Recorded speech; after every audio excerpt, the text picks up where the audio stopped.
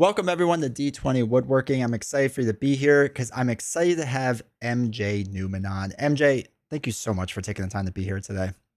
Oh, thank you for having me. This is going to be awesome. I'm looking forward to it. Yeah, I'm super excited because, well, to really talk about your entire career, I don't know how we're going to fit this in one video because I feel like there's a lot to talk about, but we'll do our best and, streamline it as much as possible. But in case somebody is tuning into this and they're like, I have no idea who MJ Newman is. Why is this person here? Can you give a brief synopsis of your career and kind of how you got to where you are today? Sure, yeah. I've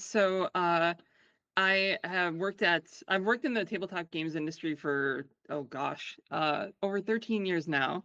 I worked at Fantasy Flight Games for about 11 or 12 of those years, Mm. and now I'm working at Earthborn Games, which, if you don't know, is a company mostly comprised of ex-FFG employees, headed by Andrew Navarro, who used to be the head of studio at Fantasy Flight. And we're working on a bunch of different stuff. Fantastic. So, how did you get into the board game industry to start with? Yeah, I got kind of lucky, to be honest. I was living in New York at the time. This was back in 2011, 2012, and I had just graduated law school. I passed the bar, and I just like could not find a job for the life of me. The job market for law is absolutely terrible. Yeah. Unless you were like in the top 10% of your Mm. class, which I was not. And I was at the time, as a hobby, just kind of doing little like custom expansions for Descent Second Edition and Lord of the Rings, the card game, which at the Okay. time was my favorite card game, one if not my favorite game like of all time. Mm. And I saw a job opening, and like Fantasy Flight was my favorite game company. I was always tracking what they were doing. I had like a tab constantly open of just like their website, like what's going to be the new update this week or whatever. And I saw that they had a job opening for uh, a card game designer Mhm. working on Lord of the Rings. And I was like, oh my god, like I do this for fun. Like how crazy would it be if that was my actual job? So I applied, and I thought to myself, like, I'm not going to get it. Like, there's Mm. no way. I have no tabletop games experience aside from the stuff that I've done online. And like, to be fair, like that stuff got a decent amount of traction. It had like quite a few downloads. And I guess they already knew who I was from that stuff. Like Okay. they had seen that stuff online, and I got the job. So I picked up my entire life, moved to Minnesota, where I've been since. And yeah, so like I said, got kind of lucky in that regard. Like lucky enough that I even saw the posting at all, Mhm. that they've seen my stuff online, and that I didn't have to apply like 18 times to get Yeah. hired. Yeah, so worked out pretty well. Was there, I always have to ask this, especially if you were on the East Coast and you go to the Midwest, was there a big cultural shift for you? Because I'm from Jersey and I went to school out in Mm, Indiana and everyone was super nice and I was not used to it and not like ready for that. And I don't know if that happened to you yeah. or it's just me. Yeah, it's definitely a bit of culture shock. I mean, it wasn't as crazy as like I lived in Japan for like Oh, a wow. few months, so studying abroad. So it wasn't as much of a cultural shift as that was, but it was still like pretty different. Like I said, I'm from New York. New Yorkers are very blunt, very Mhm. like to the point, very snappy, Yeah. and sometimes a bit rude. And Minnesotans, there's a thing called Minnesota nice. Have you ever Mhm. heard of that? Yep. Yeah. Yep. Yeah, where everyone's just super nice, but like not always genuine about it. Mm. Um, and so that took a lot of getting used to. I've also heard I got very lucky that like I joined in this industry with lots of people who became my friends very quickly. Okay. Like all of my coworkers were my friends, and all my friends were my coworkers. Mhm. Um, but I've heard that if that's not the case, that like it's really hard to make new friends in Minnesota because everyone's very cliquey. Oh, You know what I mean? yeah. Um, yeah. So I didn't have that experience, thankfully, but I've heard that that's the case. By the way, my brother lives in Jersey. Oh, yeah? Is it Yeah, Central Jersey, North Jersey, South Jersey? I don't know. I've Oh, okay. visited him a bunch of times. I think he's in no, he's in North Jersey because he's pretty close to the city. Okay. All right. Yeah. Yeah, yeah. Yeah. I grew up on well, Central Jersey, but people will say it doesn't exist. It does for all the haters out there. But like on the west side, so like we had like a lot of farmland on like the east side. So people Yeah. would land into Newark Airport and be like, "Isn't it just a city?" I was like, "No, go to the west side. It's not bad. It just smells like cows a lot, so that's all." Yeah, Uh, yeah. all right, so I have to ask about Japan because Japan's on my bucket list to travel to. Is it Yeah. amazing to go there? It's incredible. Is it? It was like some of the best. I mean, it was like the best times of my life, and Mm, I wish I could go back so bad. And it really hurt to go home. Like I miss it so much. Granted, that was in 2007, so a lot okay. has changed since then, I'm sure. It's been, oh my God, I can't believe it's been like 18 years. That's Don't crazy. think about time like Yeah, I that. know. Oh God, it hurts. But like, yeah, I was junior in college Okay. when I went. And yeah, I'm sure like if I went back, all my old haunts would probably be gone and everything would be different. But I lived in Osaka and Okay. it was fantastic. I loved every second of it. Now, can you speak a little Japanese or no? Or at the time, could And you?まだちょっと日本語わかります。Okay, so a lot more than me. Just Okay, a cool. little bit. Just a little bit. Yeah. I've lost a lot of it, but like I can still say a decent like I've lost a lot of vocabulary, but I still have a lot of the grammar down pat. And um I yeah. The problem is I lost all the interesting little dialects. Yeah, okay. Yeah. All right, so let's talk about you getting to FFG and working on Lord of the Rings. Mhm. Because Lord of the Rings was probably I think it was my first like real FFG game, and absolutely loved it. Everything's going great, and then I get to the Dream Tracer cycle, and I'm like, holy cow, something just changed, and like it is phenomenal. And then I had to look up who it is, and it's MJ Newman. I'm like, oh, okay, like who's this and what's this about? So what was Aw. the kind of experience like working on that and coming into a team that's already kind of let's just say defined the game so far, and you're here like shaking things up essentially. Yeah. So it wasn't my first product for Lord of the Rings actually. Mm. I did work on the Angmar Awakened cycle before that, Okay. and I did almost all of the Nightmare decks. So that was actually Oh, what I was hired for was the Nightmare decks. They Nate made the first three Nightmare decks for the okay. core set scenarios, and then I guess they were like, well, let's continue doing this because it's really good. And so they're like, well, we can't we can't just throw this at Caleb and Nate. So they hired me to do the nightmare decks and eventually got to the point where I was experienced enough that I could work on like the mainline products. Mhm. And Caleb was moving on to the saga expansions at that point. So Okay. it made perfect sense. So I did we worked together collaboratively on a lot of stuff though. So I did most of the Angmar Awakened cycle, and at that time we were also writing all the fiction ourselves, Mhm. which wasn't always the case. Um, and then when it came time to do the next cycle, it was pretty much up to me to determine like what that was going to be. Okay. And I never wanted to shy away from doing something crazy. I was like, all right, what's an element of Lord of the Rings we haven't explored? Like we've been almost everywhere, Mm. like we the only places we haven't been to are like Harad, Rune, Mordor, and like all the way up north. Mm. Uh, and I was like, what if we did like a seafaring campaign, like the oceans and stuff like that? We started in the Grey Havens, and I mapped it all out. And everyone was like, that sounds really cool, but how are you gonna do like seafaring in Yeah. Lord of the Rings? And I was like, just you watch. So I and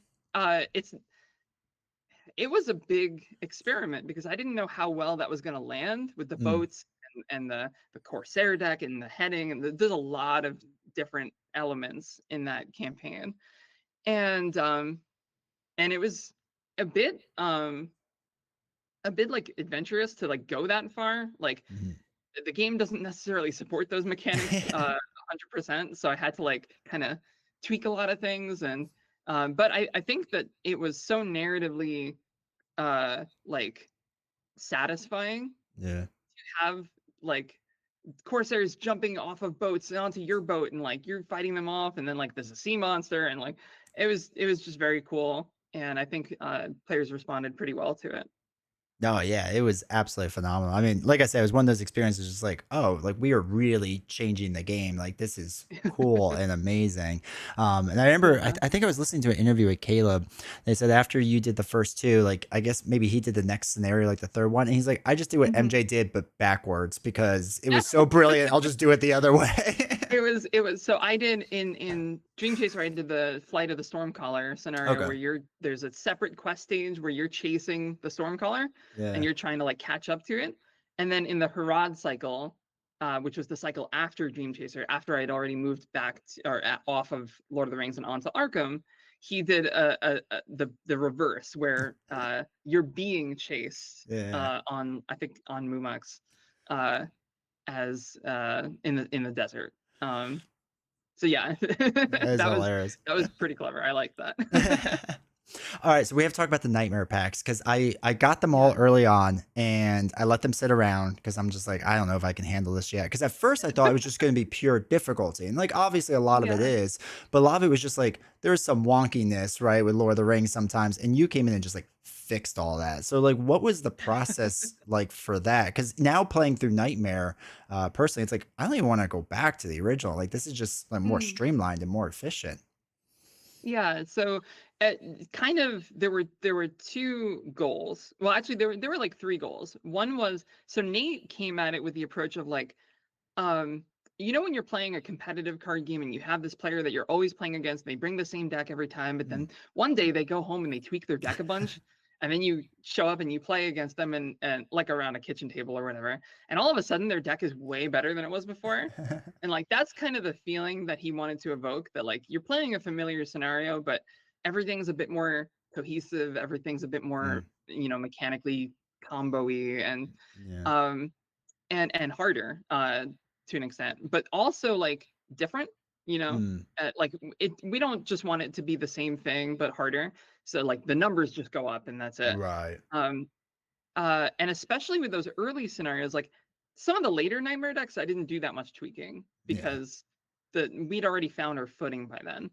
But some of those early scenarios, like the first cycle of any LCG, we're usually producing that cycle before the game's even out. Okay.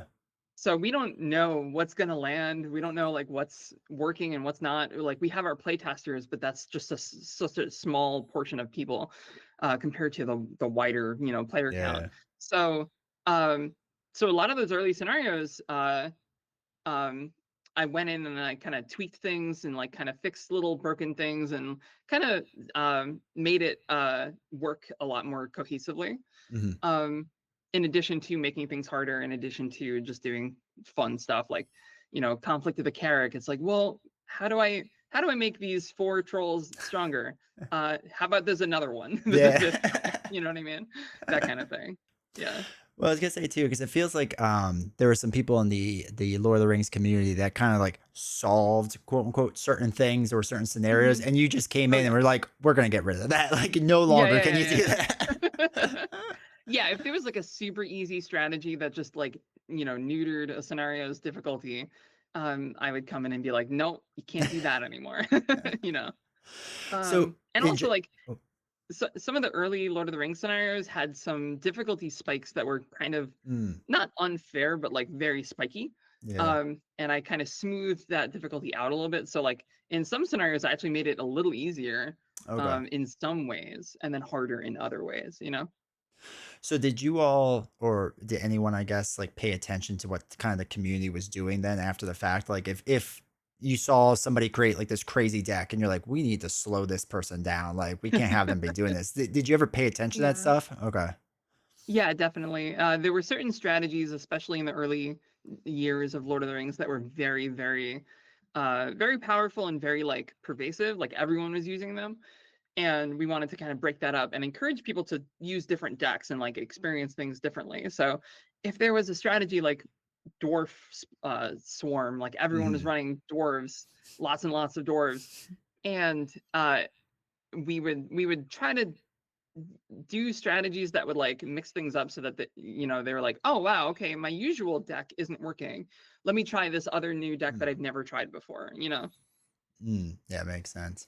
All right, so we on the channel focus a lot on Marvel Champions, so I have to talk about your two big heroes here. And I definitely didn't get this wrong when I first talked to you and say you only did one. So if anyone asks, but your first one All was good. was Black Widow, right? Yeah. I made Yep. sure. Okay, so it feels like with Black Widow, this was one of those heroes that came out early on, and a lot of people were like, "This again feels different. It feels different how she's working with the upgrades and the different things she's doing." So what was kind of your approach for Black Widow, and I guess just even entering Marvel Champions with this again a space that they're kind of designing a bit, but you came on a bit, I guess, early on into it. Mhm. What was that kind of like being a part of that? Yeah, so Marvel Champions is cool in that it's a game it's very easy to have like guest designers to Mm, hop on and make like a hero because you have this hero pack of like 15 cards that is very self-contained mhm, and doesn't need to be like fully integrated into the greater card pool. So even if you don't have like an encyclopedic knowledge of all of the normal aspect cards or whatever, you can kind of just make a hero yeah. and they're 15 cards and that works just fine. And so they were pretty overloaded with work in that first year or Mm, so of Marvel. So they were like, MJ, do you want to design a character? And I was like, hell yeah, of course I do. That sounds great. And so they kind of let me pick out of okay. like they had mapped out all those first like six characters Mm, and they let me pick which one I wanted to do. And I definitely wanted to do Black Widow because she's one of my favorite characters. And when I approached it, like I first thing I did was I read a bunch of comics. mm, Because that's that's the first thing you do when you're working on an IP is you get yourself engrossed in it. Um, and I kind of wanted to approach it like, Black Widow is a spy first and foremost. Like that's her thing. She's like the world's greatest spy. And so I wanted her to be very reactive. I wanted mm, her to be like responding to what the villain does on their turn. And I kind of thought it would be cool if the majority of what Black Widow did happens during the villain's phase, mm. instead of during the hero phase. And at first, that was lots of events and lots of reactions. Okay. That's kind of what it was at first. It was like you would have this hand of cards and you would just kind of sit there on your turn and do very little. And then on the enemy turn, you'd be like, haha, haha, haha, I'm going to cancel this and I'm going to do this. Um, and it wound up working kind of like Ghost Spider does now, Mm, where it's very reactive and very defensive. And um, we kind of switched it up a little bit. I think it was I don't remember. I think it was Caleb who was like, "Hey, listen, um, we want it to be a little more active on the hero phase." mm, Uh, and I was like, "Okay, cool. That works perfectly because actually we can have our cake and eat it too if we have all these cards enter play on my turn and then do something on the enemy's turn. You know what I mean?" mhm. And that's how the preparation cards were born from that.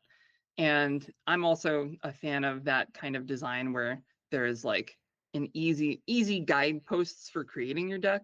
So Yeah. if you're like, oh, I'm really focused on this trait, then it's you don't want to go too far because then it becomes like parasitic. But uh, allowing the player to have those guidelines, like I want lots of preparation cards in my deck because I'm running Black Widow, makes for some easy deck building, which is cool, especially for a simpler kind of game. That's yeah.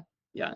Yeah. So do you still play a lot of Marvel Champions, or just are you kind of busy and you can't do as much anymore? I'm kind of busy and I can't do as much. I wish so. Like I haven't played any of the X-Men, Mm, um, and I know that they kind of changed the game a bit. And I own everything. Like mhm. I buy everything, but I haven't played any of the X-Men stuff, and I kind of am like regretting it.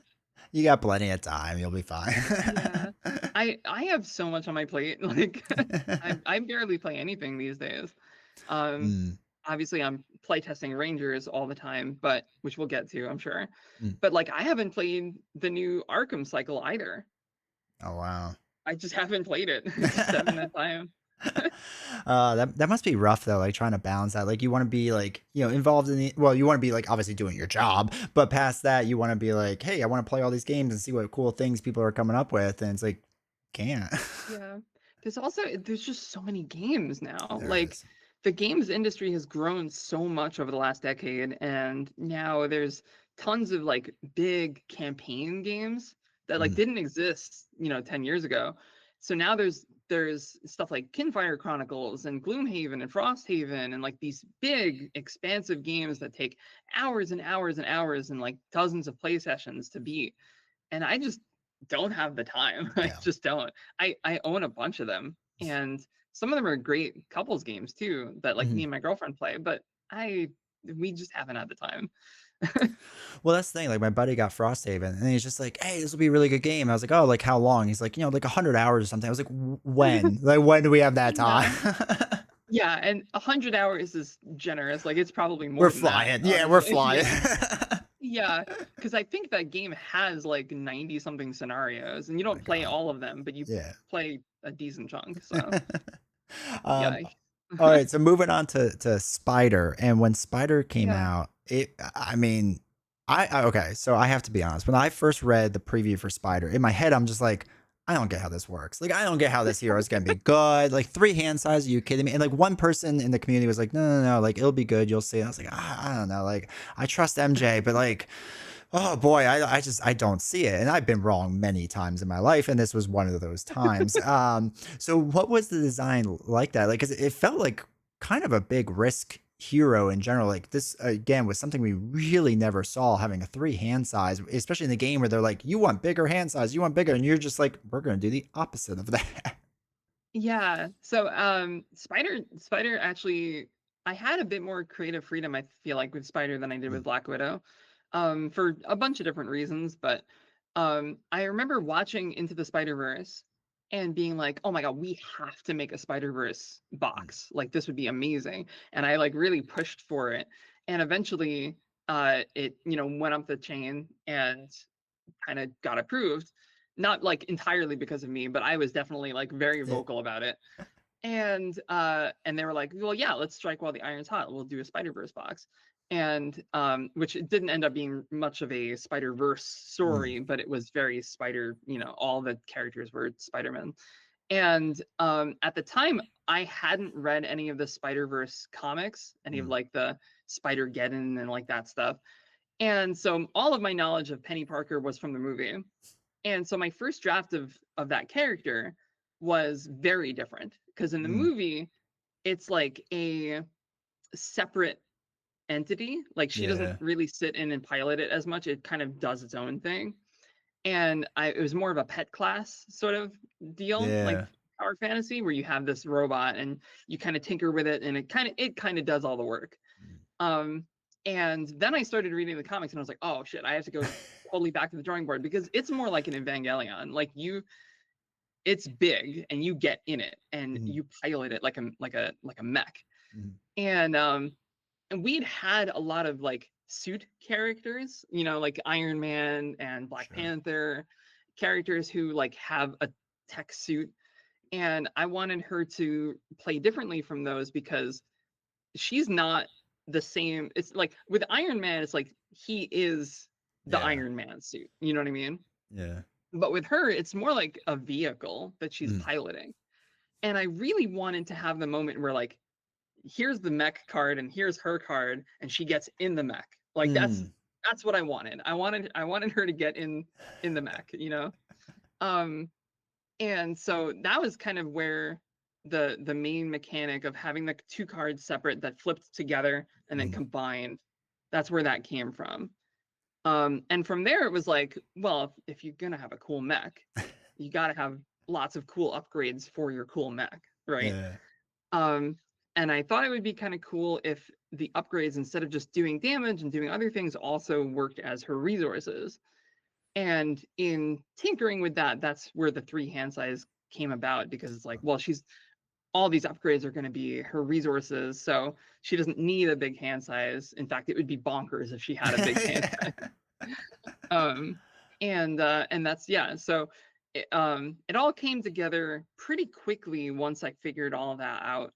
Um, but I remember like I did most of that on my own. I didn't run it past anyone until pretty much the core of that was done. Okay. And then we played it, and everyone was like, "Yeah, this is really cool." Like it's a bit more complex than our usual hero, but it's cool enough. Like the cool factor is high enough that Mm.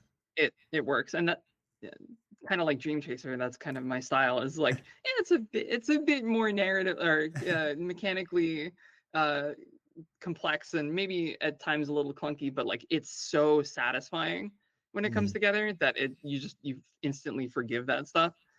Um, and yeah, so Spider, I'm a big fan of that character. After reading the comics, I became a huge fan of Penny Parker. There's so many cool references in those comics. I don't know if you've read them, but No. like the mech is very much like an Evangelion Okay. from Neon Genesis Evangelion. The uh, Daredevil in that comic is like very Akira sort Mhm. of coded with like biker gang sort of feel, Yeah. and uh, yeah, it's just it's very cool. It's very like cyberpunky, kind of gutter punky. I like it. That's awesome. When you pitched the whole like double flipping card, did they all look at you weird the first time you showed that? I don't remember exactly, but like I can imagine it. I can imagine it in my head. But I think they agreed that like the moment where they combine and like she gets in the mech is just cool enough that it like kind of works really well in that sense. And I especially love the ejection card. Yeah. That that one's cool. No, absolutely. Yeah. I mean, like I said, there's just so many design elements to it that, like, again, once you got to the table, it all made sense. Like, once you start playing, you're Yeah. like, okay, I get it. I get it. I see it now. But it's even when my wife plays now and she's kind of getting into the game. And when I try to explain this to her, she's like, I have no idea what you're saying. I was like, I know, but it will make sense. I promise you. Yeah, yeah. Trust in the cards. It'll Yes. make sense. Yeah, I've definitely seen moments like that a lot, especially in Arkham, which I'm sure we'll get to, Mhm. where I purposely designed certain scenarios to be a little obtuse at first, so Okay. that you weren't sure like what you were supposed to do, Yeah. because I wanted you to feel a little lost in the woods, you know? And but if you just trust in the cards and know that like it's gonna work out, uh it's not gonna the game's not just gonna completely leave you hanging. um it'll work, yeah. Now, were there any other heroes that you were just like, man, I really wish I could have done at Marvel? What are you allowed to say them? Oh yeah, I mean at this point I haven't been with the company for a couple of years. I Yeah. think I can talk. What are they gonna do to me? Yeah, right. So so my favorite, maybe not my favorite Marvel hero uh thematically ever, but like my one of my favorite heroes is Cloak and Dagger, or Okay. two heroes Mhm. are Cloak and Dagger. I really like them in the comics. I'm a big fan of the Runaways, if you've Mhm. ever Yep. heard of that comic. Yeah. A bit more obscure. They're like tier C, Yeah. characters. But I'm a big fan of the Runaways. I'm a big fan of Nico, and Cloak and Dagger make a bunch of appearances in the Mm. Runaways comics, and so I was a big fan of theirs as well. Um, and I made like way before, like we didn't even have a Cloak and Dagger on the schedule, and I was Mm. like, I'm just gonna make a Cloak and Dagger hero and put it in. We had like a what we call a slush folder, Mhm. which if you've never heard of that, it's kind of just like a folder of brainstorming ideas, Okay. of just like ideas for cards or ideas for characters or whatever. And I threw that entire thing in that slush folder, which eventually got lost Oh, no. when all of our servers died. Um, but I had printed out. I still have them somewhere in my collection of stuff, Yeah. deep in storage. I have my Cloak and Dagger design, um, and I always thought like I told them like if you guys ever do Cloak and Dagger, like give me a call. I'm I've got it done and it's really good. It was super cool. I also oh gosh, there was one other hero. I didn't actually design them, but there was one other hero that I wanted to do. Who was it? Oh gosh. Oh, Nico. Yeah. Oh, okay. Doi. Nico Minoru. I really wanted to do a Nico design, and I'm sure they'll get to her eventually because she's become a bit more popular than the rest of the Runaways. Mhm. She's in the Midnight Suns video game and a bunch of other stuff. And her ability in the comics is super cool. She has a staff for those of you who don't know, she has a staff that um she can only use when she's like shed blood, Mhm. and it's called the Staff of One, and it can summon anything once. Mhm. And so you have to like once ever. So she's like, there was one moment where someone was really hurt and she needed to summon a doctor. She just summons a doctor, but then now she can never summon a doctor ever again. But she could summon like something more specific, like a Yeah. dentist or something. I don't know. It's just a cool power, and I can imagine how that would translate really well to the card game.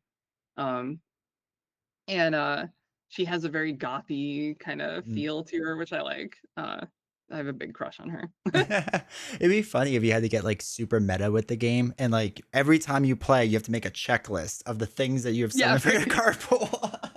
No, that's honestly my thought was it would be cool if the staff basically said search your deck for any card, but you Mhm. can never search for that card ever again. Yeah, Like, I don't know how to word that, but that'd be that the idea. idea. Yeah, That'd be that'd be great. cool. And I know I know the community is gonna say it. If you ever find Cloak and Dagger, I mean, I know some YouTubers that'd be more than happy to play it on stream and show it off. I'm just saying. So Well, I'm still holding out hope that they'll, contact me and be like, "Hey, we want to use that cloak and dagger design," yeah, and then I'll just hand it over because it was basically done. Um, I hadn't didn't do like extensive testing on it because I never actually passed it along to external sure. play testers, but I remember we played it a bunch of times internally, and I remember people being like, "Oh, this is super cool."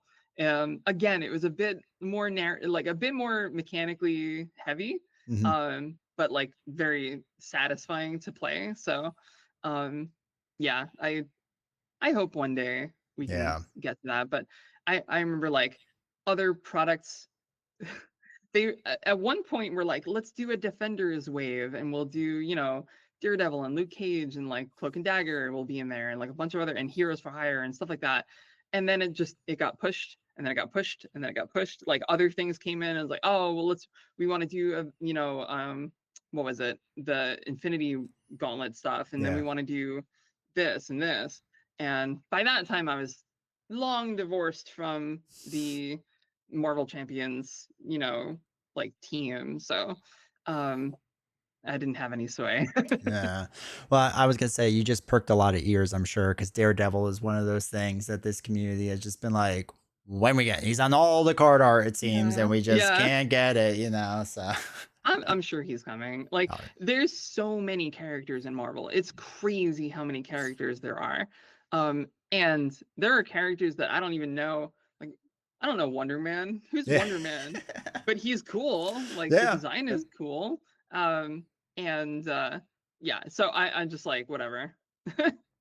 All right. So, okay, the new update to Cloak and Dagger. If they already do a Cloak and Dagger, not your version, maybe you can find it. Yeah. Or if Marvel Champions 5, 10, 15, whatever years from now is no longer existing, maybe you can find it then. Who knows? Yeah. Well, to be honest, my version of Cloak and Dagger was very cool. It Mm, was also kind of obvious in some ways. mm, I would not be surprised if they made their own version of Cloak and Dagger that ended up being very similar to what yeah. I did. Yeah. So, but we'll see. They Yeah. might go in a completely different direction. And I'm not gonna say what I did because Sure. there's still that chance that it might happen. So, Yeah, uh, yeah, you know, yeah. I get it. yeah. All right, that's amazing. So, all right, Arkham Horror, obviously the big one. Mhm. The it was funny because Arkham Horror, I first got into Lord of the Rings, then Marvel Champions, and another buddy's like, so you got to finish the Trinity, right? I mean, you got to get Right. Yeah. Arkham Horror, and I was like, I don't know if I can afford this, but sure, why not? And I got into it, and the story alone to me is what stands out the most, right? That you can play Mhm. through and your story, and I was like, okay, I got the story down. And I started reading the rest of the book, the pages that I didn't see or whatever. And I'm like, oh, there's a lot that I haven't done yet. Mm. Was that always kind of the vision to just have like branching storylines and be able to basically replay it dozens of times?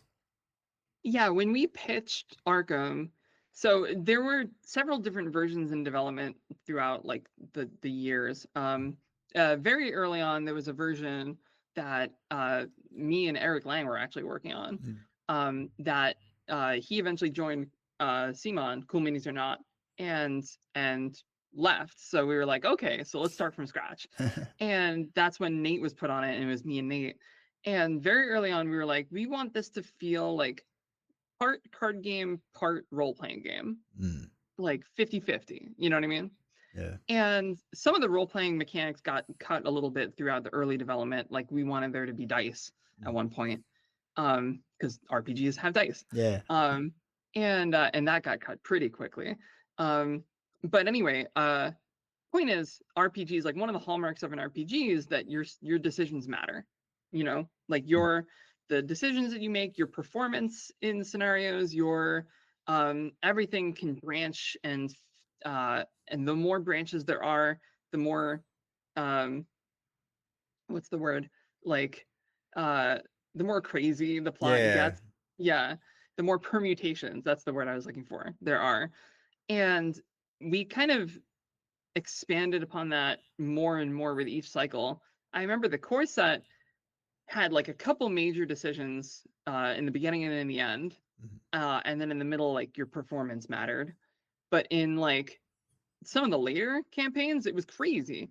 Yeah. I remember the Innsmouth conspiracy. I had like this whiteboard set up next to my work desk that was just filled with like a flow chart of like different things and flashbacks and different ideas, and people would walk past and think I was like a mad scientist or something. And then of course the Scarlet Keys was even more of that. Um, but yeah, that was always part of the plan in the beginning. And it's kind of grown with each campaign. Like the Dunwich campaign is still pretty linear, all Mhm, told. There's a lot of like little changes that can happen, like whether you lost the Necronomicon or got mhm. sucked into a weird portal, or how many broods of Yog Sothoth did you kill, like that sort of thing. A little spoilery, but I think It's been this is around for a while, so. yeah, this is like an 8-year-old campaign at this point. So, um, but with like something like the Scarlet Keys or Edge of the Earth, it's like everything Yeah. branches, you know? Yeah. I was gonna say my first experience was the Forgotten Age, and I'm playing through it, Mm. and someone warned me. They're like, "You probably shouldn't start with that one." I was like, I it'll was be." gonna say that's a tough start one. Yeah, because I made it. I don't know, 3/4 of the way through, and then I died, and I'm like, "What do you mean I died? Like, how am I not You existing dead. anymore?" Yeah, and I was like, "Oh, that's a thing in this game. Okay, Yeah. was that something that you were just like, yeah, since it's an RPG element, like you can die, so here it is." Yeah.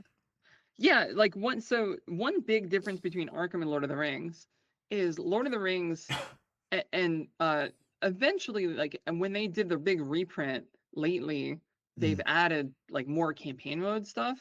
yeah. But when the game first came out, it the story followed from one pack to another, but you weren't meant to play through it with one deck from start to finish. You were Right. meant to it was more meant to capture the feeling of like butting up against a wall and going, "Oh, I need to adjust my deck for this scenario." You know what I Mhm, mean? This strategy isn't working. This scenario really punishes this mhm, aspect of gameplay. So I'm gonna like go back to the drawing board, and it rewards creative deck building, and it rewards you for like kind of paying attention to what's mhm, going on.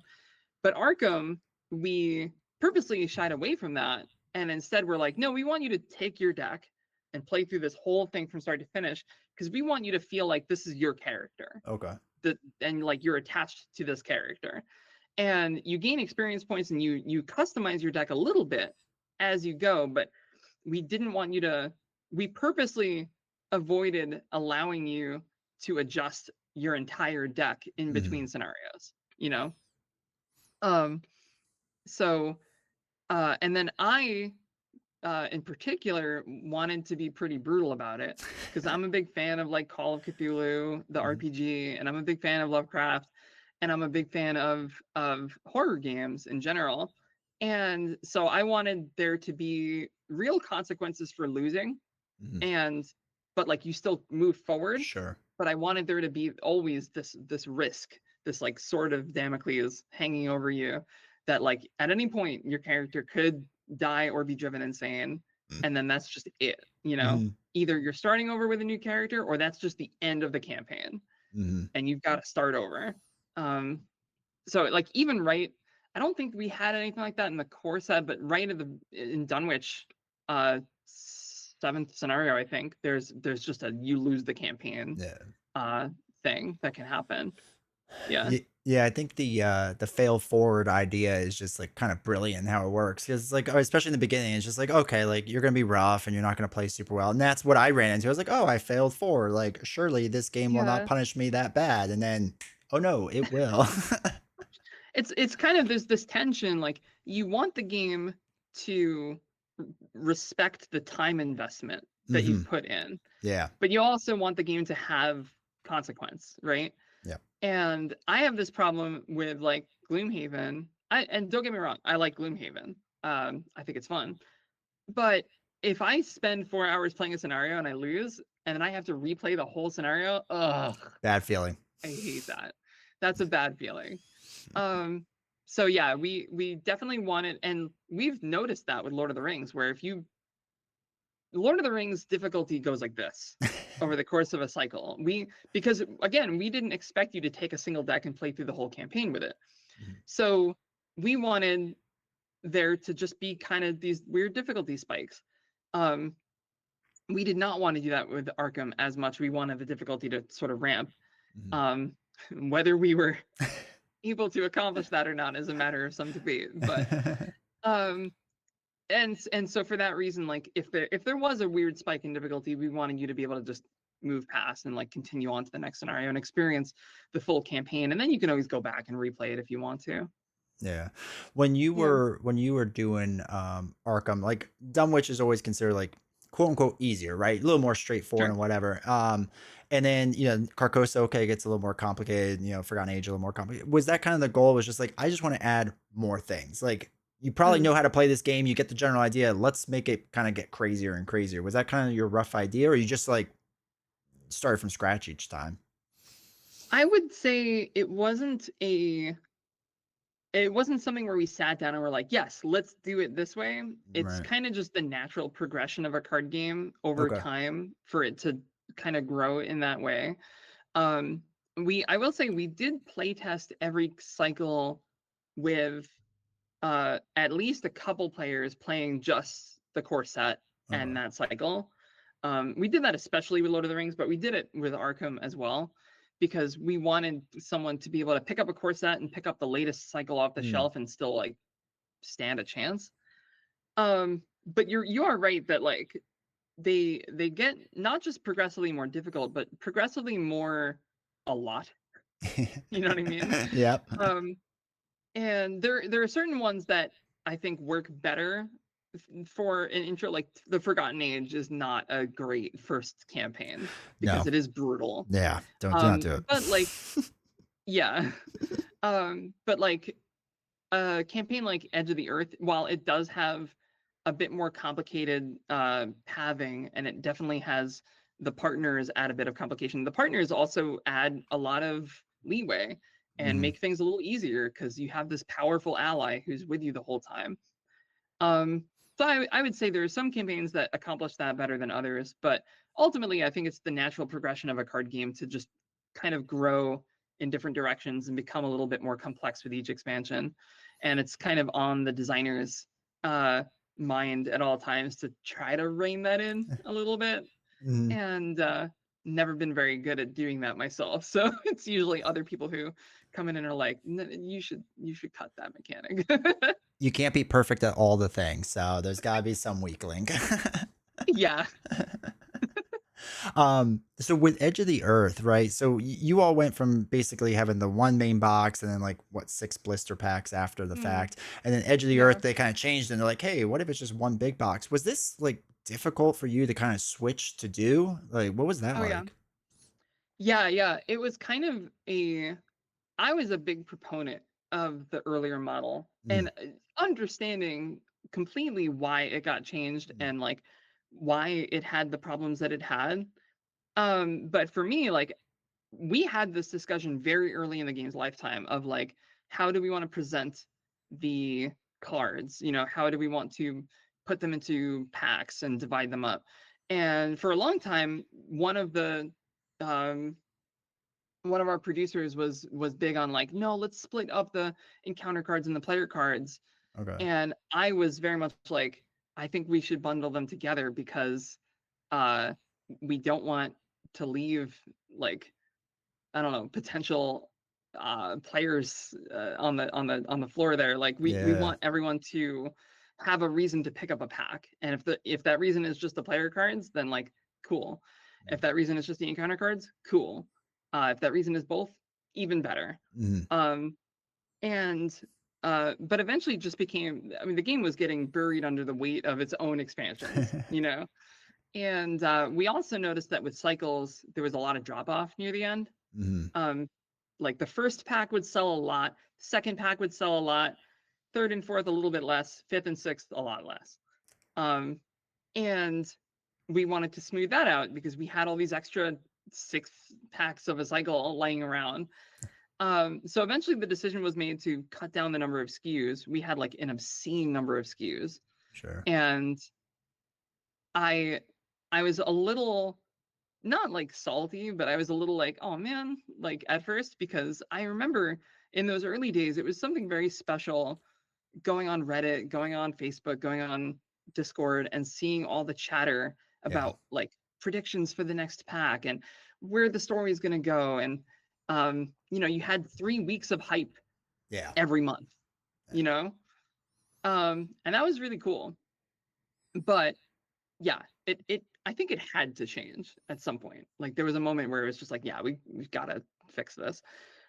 And the cool part is my silver lining was, all right, now I get to do things that I've never been able to do before, like Mm. having narratives that branch even more wildly, or Mm. having scenarios that you can just skip, or having scenarios that you play in whatever order you want, stuff like that, which we've never been able to do before. Mhm. Because in every scenario, in every campaign up until the edge of the earth, it's very much, here's scenario one, here's scenario two, here's scenario three, and there's different things that can happen in them based on your actions, but ultimately you're always playing, this scenario last and this scenario first. um so it gave me more creative freedom to do wild things, and that is my jam. So Yeah.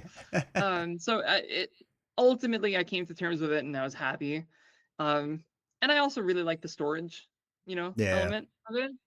Um, those boxes are way more functional than the old deluxe boxes and blister packs. Yeah. Well, yeah, and it's funny too because, like, I mean, I'm not a designer any stretch of the imagination, but like for me personally, like if I saw that the sales are dropping off, let's say fifth and sixth pack, I'd be like, am I just killing people too much? Like, are they just getting upset at me? It's 100% just the nature of things that Okay. like, it's the same thing with TV shows. Mm. There's way more people who watch the first 2 episodes than who watch the end. Yeah. Um, any medium is going to be like that. There's more people who read the first 2 pages of a book than who finish it. Mhm. um there's going to be naturally some drop off, people who couldn't afford to finish out the cycle, people who didn't really enjoy the cycle, people who or yeah, like you said, people who got killed very quickly. um and of course there's always those people who just forget, you Yeah. know they pick up the first 2 packs, they played through them, pack 3 comes out, they've moved on to something else. Yeah. I myself, I do that a lot. I picked up a game called Hell Is Us, and I've Okay. been playing it. And then Silent Hill F came out, and my ADHD went, that, like, I must focus on this now. Mhm. And I dropped Hell Is Us, like yeah. Even though I was enjoying it, I was Mhm. enjoying it a lot. But Silent Hill. Well, yeah. I mean, yeah, you got it. Have you been liking it? I know it's a change of topic, but Oh, it's so good. is it? It's so good. And it's right up my alley. I had so many people reach out to me and were like, you would love this game. This Mhm. game was made for you. And I was like, okay. And they were right. Because obviously Japan is a huge interest of mine. I love old Japanese towns that are Mhm. kind of creepy and cool. And the plot is like, everything about this game feels like it was made for me in one way or another. And it's been really good. I'm about 6 hours in. I feel like I'm getting close to the end, and Okay. it's so good. Yeah, it's on my list of things to get. Like, I'm not a big horror game, but man, like when I was a kid, Silent Hill, like original, and just like how it Yeah. messed with you, I was like, oh, I want to live that again, you know? Yeah, me too. So I used to play horror games with my brother a lot growing Mm, up. And Silent Hill was the big one. We played Silent Hill 1, 2, and 3 together. Um, I think it was Silent Hill 1, 2, and 3. It might have just been 1 and 3 actually that we played together. And he would always pilot and I would always yeah, navigate. That was the dynamic because my brother's 7 years older than me, so he, it was his it was PlayStation. his, So yeah. yeah, exactly. Um, but I remember Resident Evil 2, not Resident Evil 2, Resident Evil also. I picked up Resident Evil at Blockbuster when I was like, when did it come out? 99? Something like that. Something like that, yeah. When I was like 12 or something. Mhm. And it was I was too scared. I Yep. couldn't complete it. I got 2 rooms in, the zombie like revealed itself and I got scared and I turned it off. And then like I want to say like 6 months later, I rented it again from Blockbuster and I played it all the way through. And it was like one of my favorite experiences of all time. I'm huge into horror games. I've Mhm. played uh if you name a horror game, I've probably played it.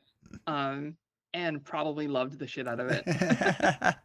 Well, it's Yeah. funny too because we're roughly the same age. Because I can also talk Mm. about the great Blockbuster, and a lot of the Yeah. youths won't understand. But I remember playing Resident Evil the first time, and the dog pops through the window, and I went, Yep. "Nope, putting that down.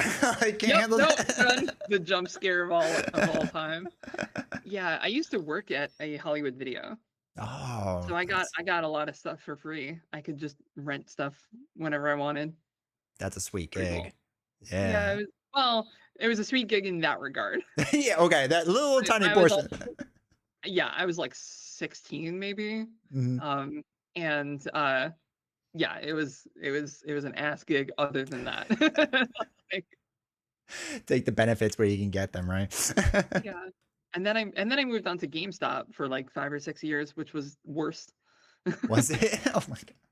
Oh yeah, I for a long time I came into work with a shirt that says working at GameStop is like riding a bike, except the bike is on fire and you are on fire and everything is on fire because you're in hell. That was the shirt that I wore. And my one of our new hires at the time was Jim Cartwright, who's now head of studio at Fantasy Flight, and he was a manager at GameStop. Oh my god. And so he thought inherently that I hated him Yeah. because I knew he was a manager and I would wear that shirt sometimes and he'd be like, "Uh-oh." Um, luckily, I did not hate him. So, That's hilarious. What a small world to like run oh into yeah. the that's crazy. I've What had so many small world moments lately, not to go on a tangent, but no, yeah. like I've had so many moments where like we were at the Ren Fest the other day and I bumped into so many people and they like knew each other weirdly. Mm, And I was like, how do you all know? This is crazy. Like yeah. Minnesota especially is very small. Minneapolis, like the Twin Cities, and everyone knows each other is crazy. Well, that's what I was in Indiana for school, and ran, made a friend, whatever. And they're like, "Oh yeah, I know so and so." I was like, "How do you know so and so?" Because they're from Jersey. I'm from Jersey. Like, why? Right. Yeah. All right. So with Arkham, the one last thing I want to talk about is one of my favorite Mhm. things, which is the return to boxes. Right? I Mm. love these things. They're absolutely phenomenal. They're great storage, by the way. When we talk about early Oh yeah. storage, Oh fantastic. yeah. So how Yeah. did that kind of come about? So actually that was largely Andrew Navarro, Mm. who was at the time head of studio, now is my boss at Earthborn. And I don't remember exactly the first meeting where it came about, but I remember him having the idea of like, I want a product kind of like the Nightmare Decks that goes back and revisits earlier cycles. Mhm, And I don't remember if it was my idea or his idea to have it also be storage.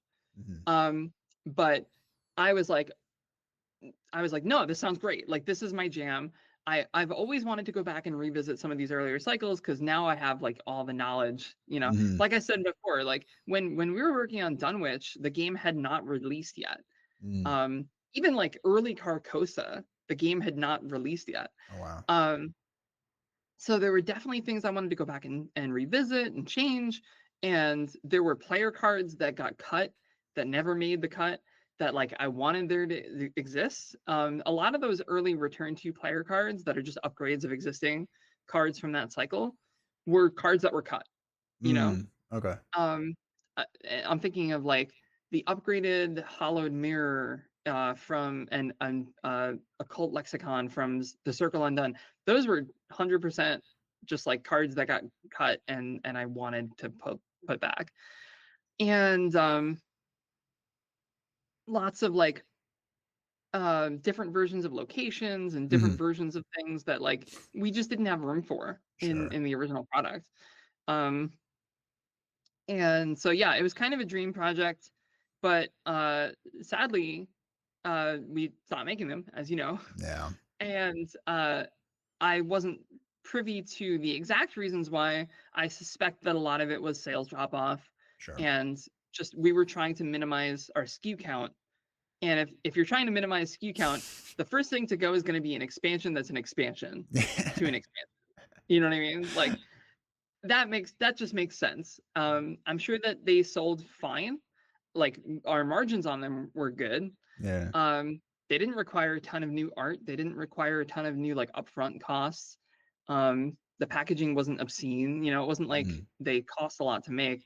But uh, as something that was, you know, kind of similar to the cycle drop off, like I'm sure that there was a lot of drop off in that as well. Sure. Um, there's, you know, there's drop off within a cycle, and then there's drop off within the greater scheme of the game. Like more Mhm. people own the core set than own Dunwich. More people own Dunwich than own Carcosa, and so on. Mhm. Um, not to a huge degree. Thankfully, the game is going really strong. But that's just always going to be the case, you know. Yeah. Um, so likewise with these return to boxes, by the time we got to return to what was the last one we did? Circle Undone, Yeah, I right think before was the last Innsmouth, one. because everyone was waiting for Innsmouth. Yeah. Well, for me, the one that I really wanted to make was Return to the Dream Eaters. Oh, okay, yeah. That was like my Yeah. I had it blocked out completely in my Mm. head. I knew all the cards that were going to be in it. I knew exactly what I was going to do. And then they, you know, Flipped it canned it off. and I was like, Yeah. "Ah, man, that was so cool." I often said to myself, if I ever left the company, I'm going to release my own Return to Dream Eaters. And I left the company and then I just don't have time. There's just no way. Even if I wanted to at this point, I just don't have time. Yeah. Was there when you were your entire time at doing Arkham, was there ever like a point in time where just like, man, what I'm doing right now is like the craziest, most special thing I've done that like really just stands out, kind of like head shoulders above the rest? I mean, kind of a cop out answer, but I feel like every expansion I did, that was my thought process. Was Mm-hmm. like, oh, this is the coolest thing I've ever done. And then the next one, oh man, no, this is the coolest thing I've ever done.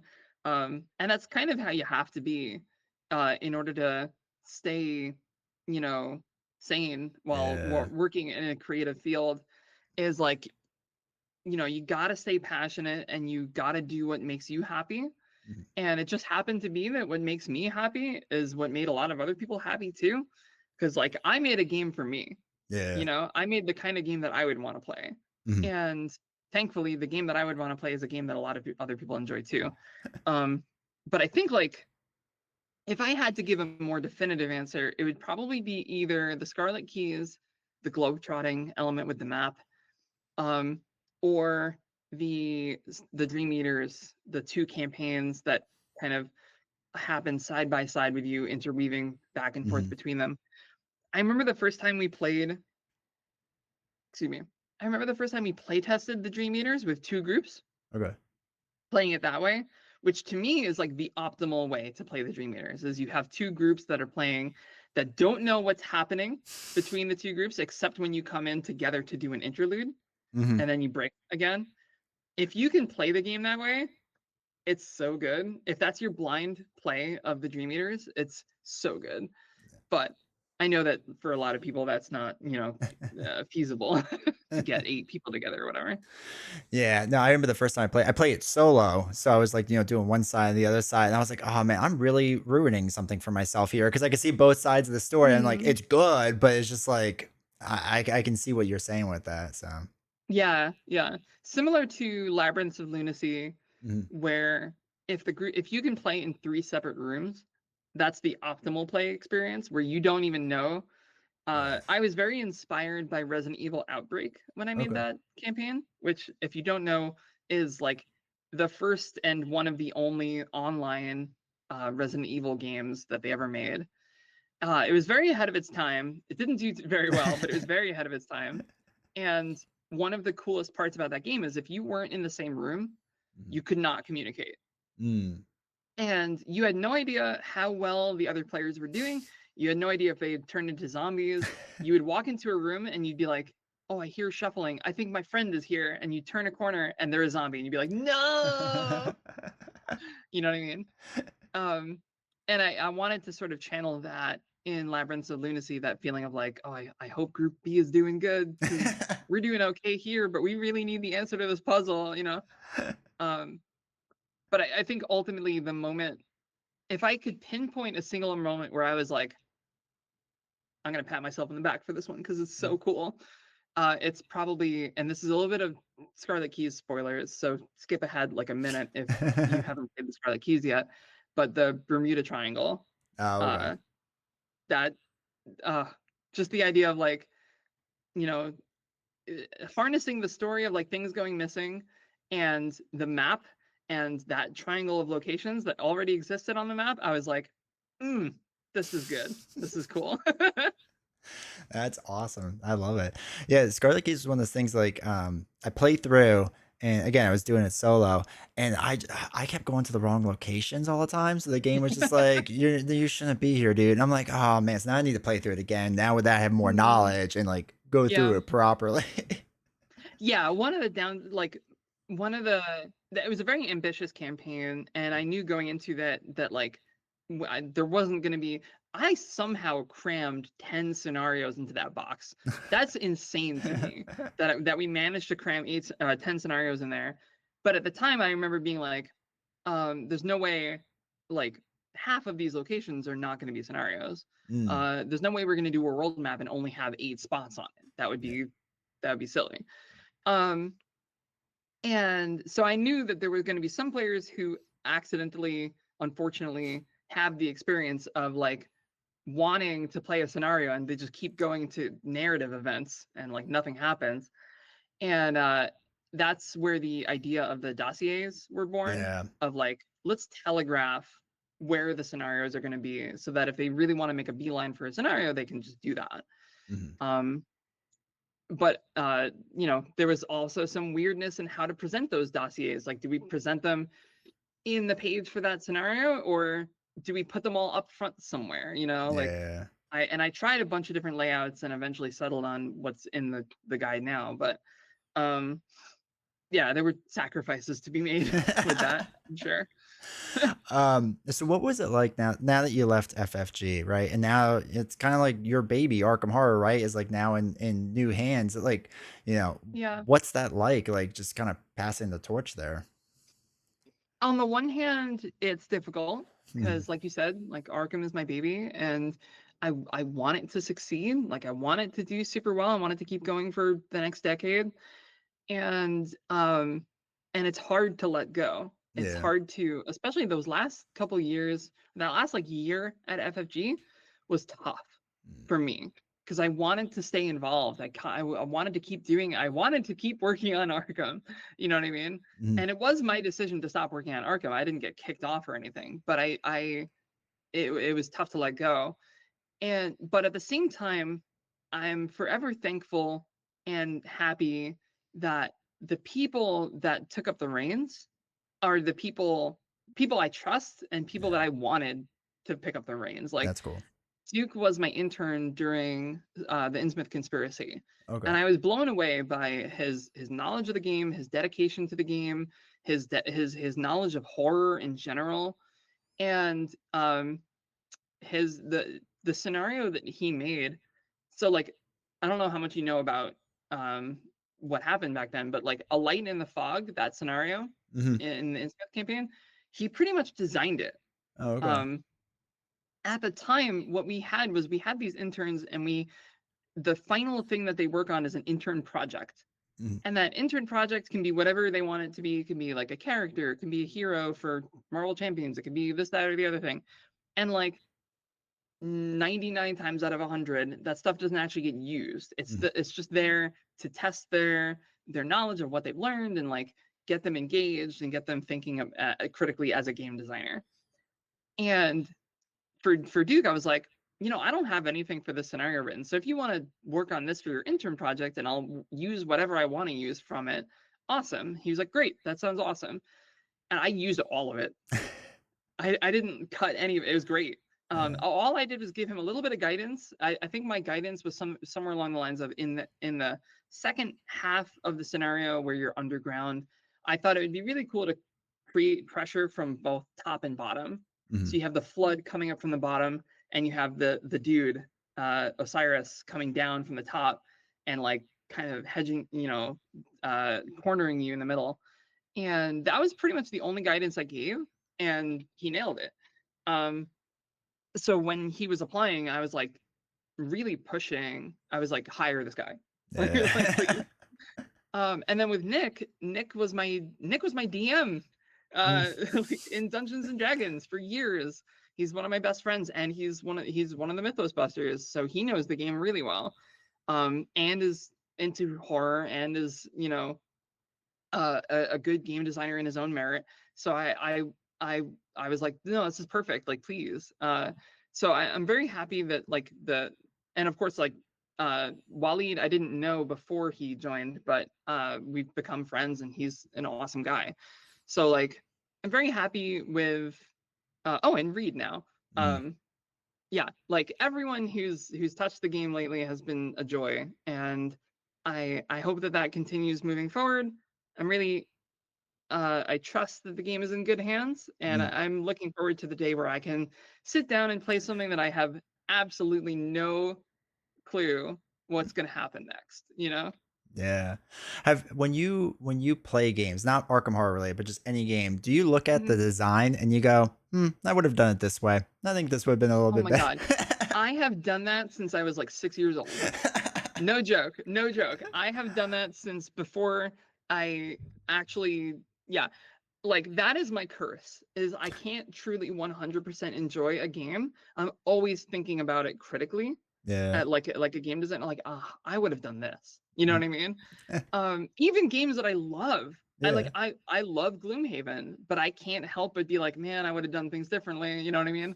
Um, I've been recently playing a game with my girlfriend called Sunderfolk. Hmm. Have you heard of it? No. It's a video game, but it plays like a board game, and Okay. you use your phones to control your character and like look stuff up. But it plays on like a console. So it's very like couch co-op oriented. Okay. Get four people in a room, sit them on a couch, face the TV, and all play on your phones and like control your characters. And it plays a lot like Gloomhaven. Huh. And on the Earthborn podcast, I said something very I was like very divisive, which was, it's like Gloomhaven but good. I love it. I love Gloomhaven, but I can't help but think critically sometimes. And even with Thunderfolk, which I think is very good, like Mm. extremely good, there are times where I'm like, oh man, I would have done this scenario a little differently. I just can't help it. I can't. I'm always doing that. That's awesome. No, I mean that's a good quality to have though, to be able to still look at things critically and be like, this is, and you could figure you could store that in the back of your head. It's like if I ever have a situation in the future where there's something similar to this in the board game, I already am 3 steps ahead, you know?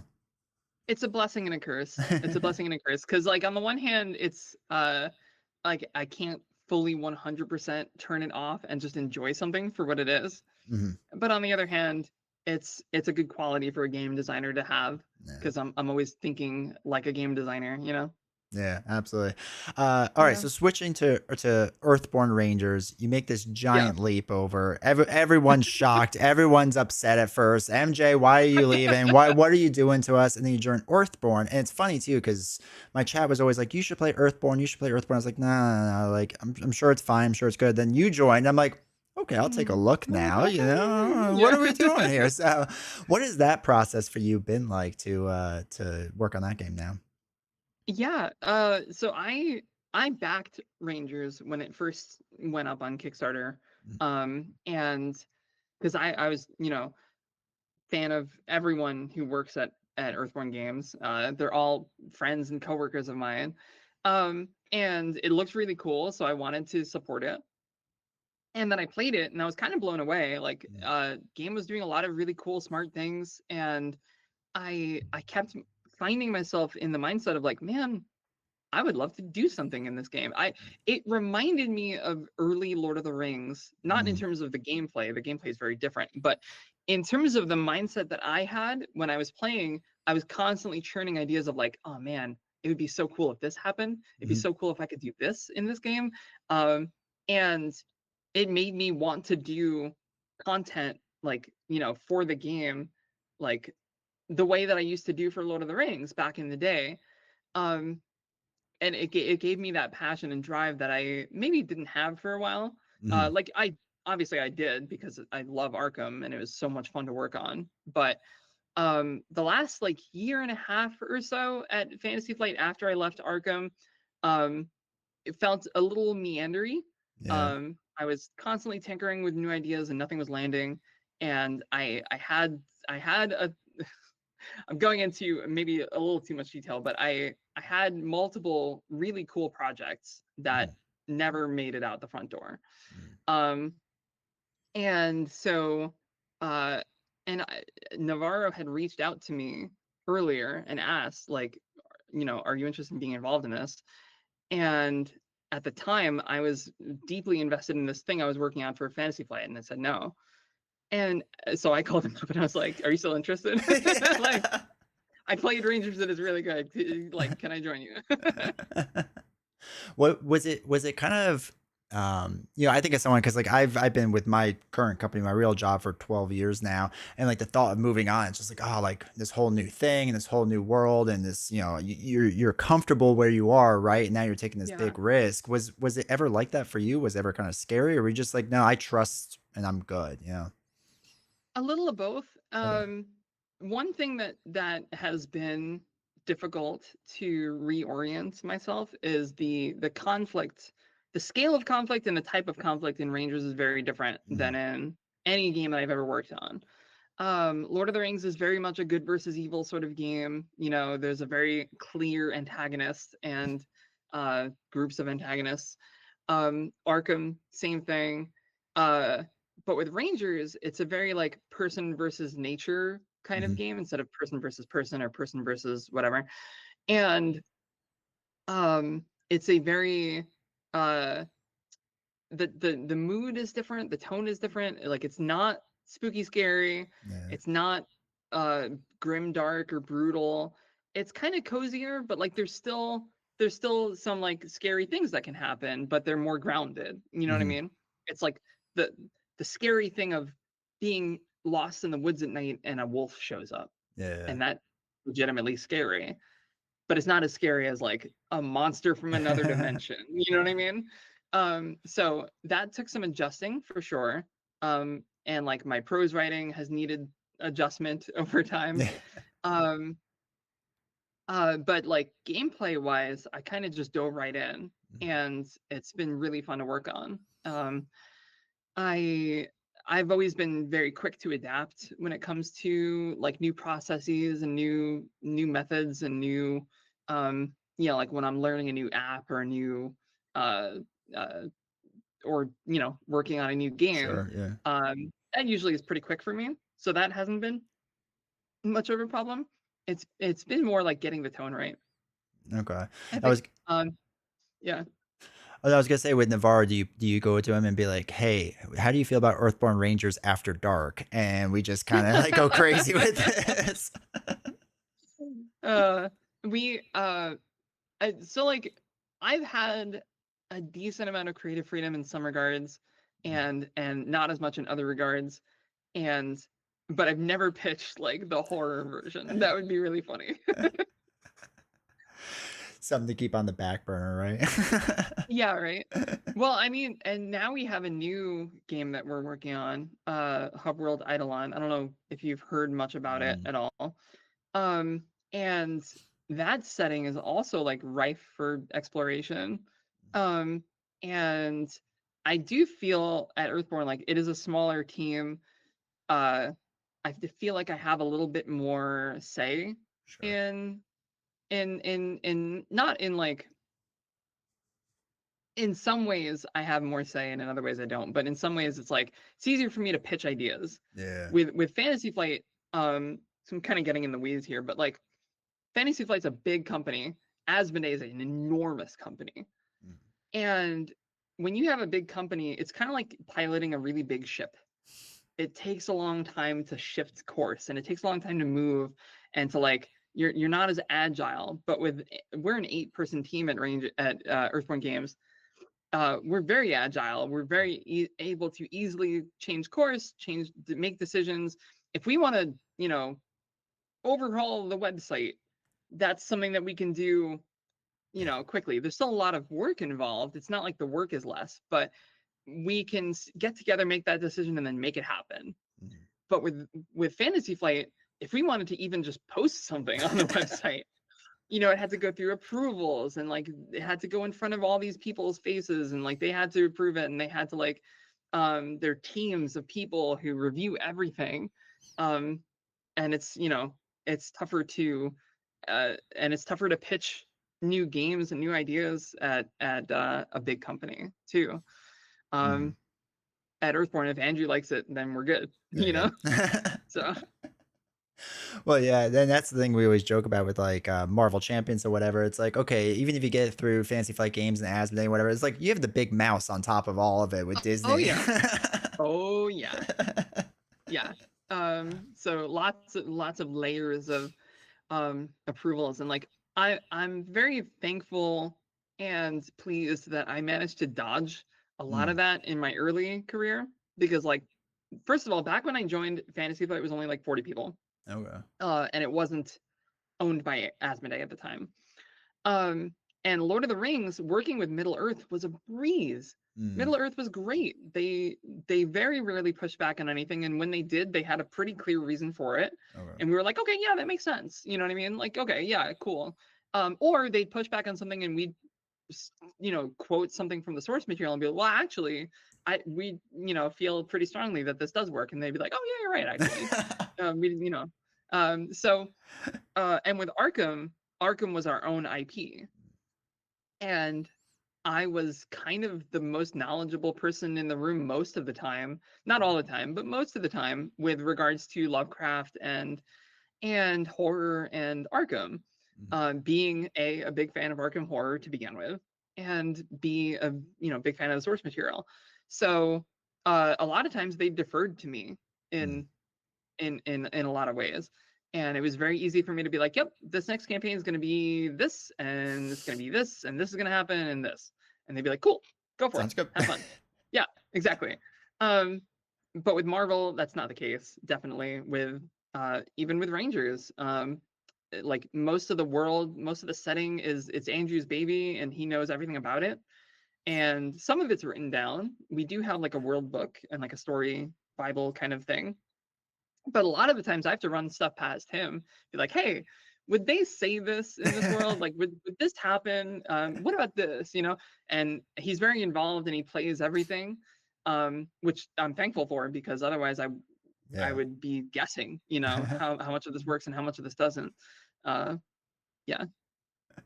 I love it. All right, so the last big thing we have to cover on, because as we've established, you're not very busy ever. You don't really do much Oh and yeah, whatnot. But you did, manage to write a book in this time. So it's true. I wanna talk about that. Was Oh was wow. this was this just like I just have so much creative energy that I need to get it out there, or just like I've always wanted to write a book and gosh darn, we're gonna make it happen. A little bit of both. I even though a lot of my writing is narrative writing for games, I've always wanted to do more long form writing. And I've always wanted to write a book. I've always wanted to, I fancy myself a writer. And um I've always wanted to do more with that.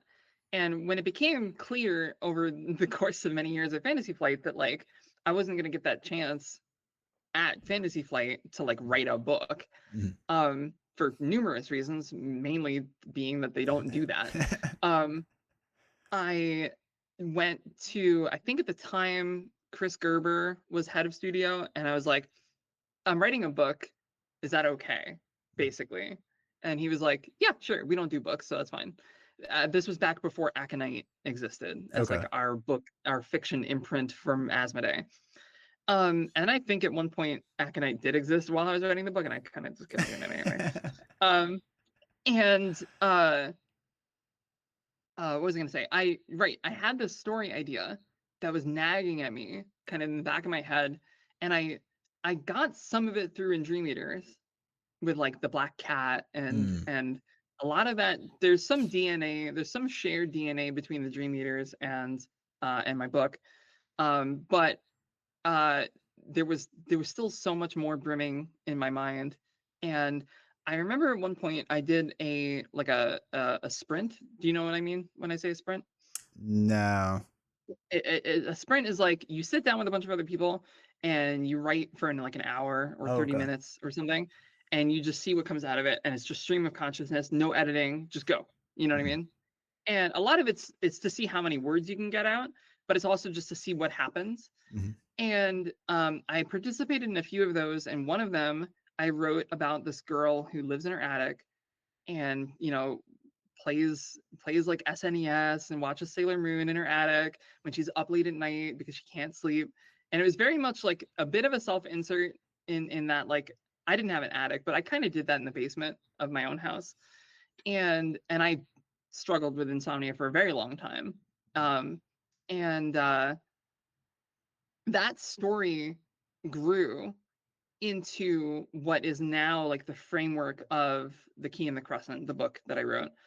Um, and then I had this separate story that I wrote when I was uh, very sad one night, and I wrote about this other character, Penelope, who's like this college age girl with pink hair.